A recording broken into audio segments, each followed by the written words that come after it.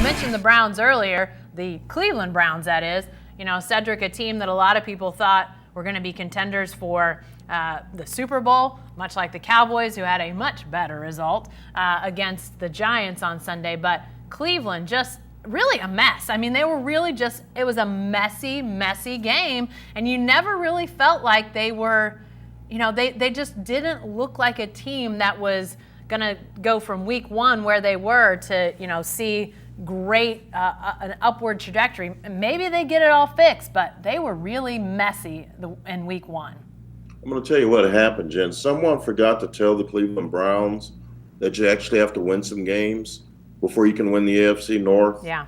No one's ever won a division title in August, but that's what the hype was about. And now you look around and Baker Mayfield, who spent part of the offseason ripping Sam Ehlinger and whatever else. Daniel Jones, anybody he could come up with. instead of being an NFL quarterback. So he spent the offseason doing just non-NFL stuff. But then you get Odell Beckham in, and it's a very talented roster. He's wearing a $350,000 watch during the game.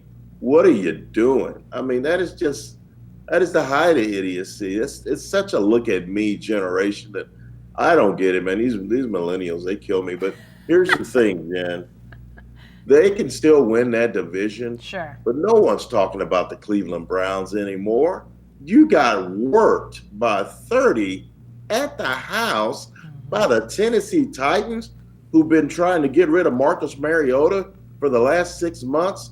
And you give up a 75-yard catch to Derrick Henry, who weighs like 250 pounds.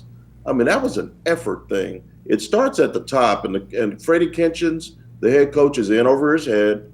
He's a glorified coordinator who should be an assistant coach, but they thought they could bump him up because of his relationship with Baker. This thing could go off the rails so fast. Yeah. Meanwhile, you got Baltimore looking like that they can win that division. Cincinnati looks good. Pittsburgh got off to a slow start, but you know Pittsburgh's going to win some games. I'm really interested to see if Cleveland bounces back, but boy, that was a really bad start. Yeah. And I'm sure the dog pound is in a state of unrest.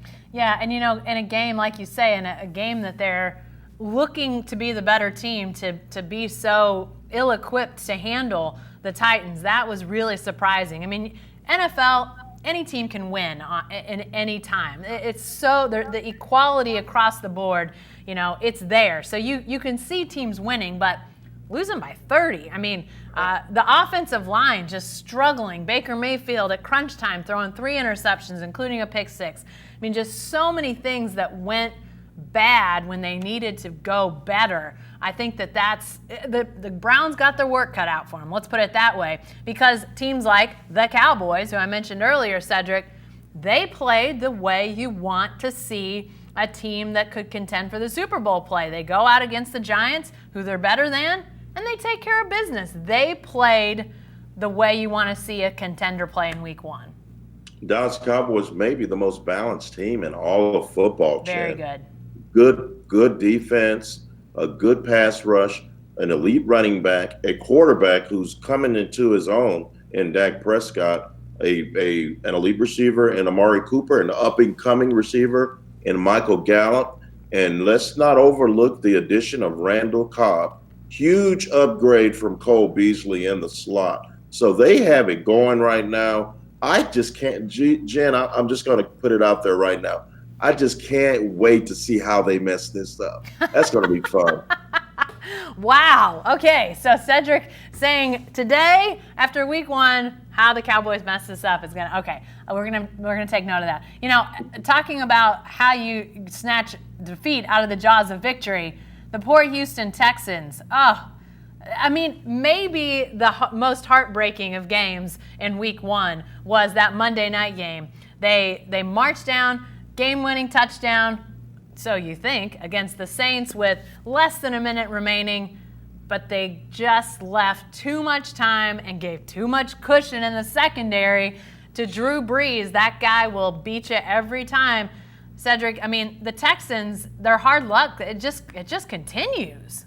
It was awful. Did they really think Drew Brees was going to try to throw it 55 yards into the end zone with a Hail Mary? I really want to know.